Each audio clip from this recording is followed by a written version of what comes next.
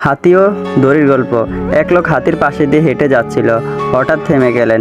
একটি বিষয় মনে দ্বিধা তৈরি করায় তিনি থমকে যান। তিনি দেখলেন এত বড় প্রাণীগুলো শুধু সামনে পায়ে ছোট্ট একটি দড়ি দ্বারা বাঁধা হয়েছিল। কোনো চেইন বা কোনো খাঁচা নয়, এটি দড়ি।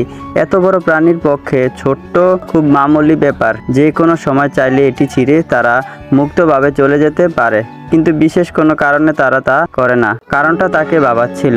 কাছেই তিনি একজন প্রশিক্ষককে পেলেন এবং জানতে চাইলেন কেন এই প্রাণীগুলো এভাবে দাঁড়িয়ে থাকছে, দূরে পালিয়ে যাবার কোনো চেষ্টা করছে না কেন। তখন প্রশিক্ষক উত্তরে বললেন, যখন তারা খুব ছোট ছিল তখনও তাদেরকে এই সাইজের দড়ি দিয়ে বেঁধে রাখা হতো, যা বেঁধে রাখার জন্য তাদের ওই সময় সাইজের জন্য যথেষ্ট ছিল।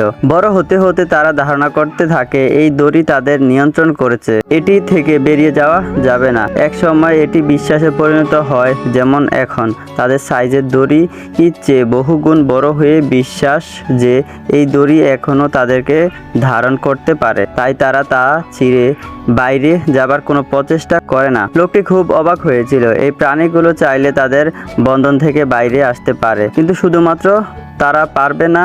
এই বিশ্বাসের কারণে তারা সেখানে আটকে থাকে যেখানে তাদেরকে আটকে রাখা হয়।